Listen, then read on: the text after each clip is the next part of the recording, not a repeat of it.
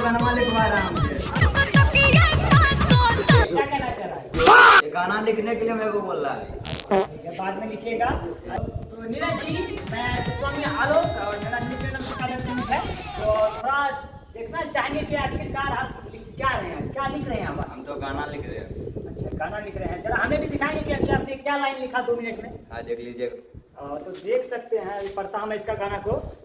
छोड़ी गर्मी लागे छे होके देना के, समझ रहे हो? छोड़ी लहंगा उठा के हमरो देना के। अच्छा, ये लाइन आप लिखे हैं? हाँ हम ही लिखल बानी अपन हाथ से।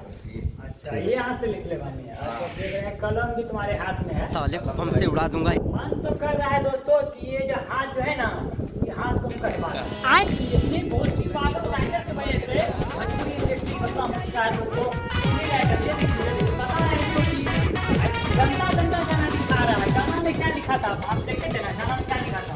थोड़ी गर्मी लागे चाहो कर देना के, लहंगा उठा के हमरो देना। क्या ध्यान दोनों चूसनी तो हार मांगता।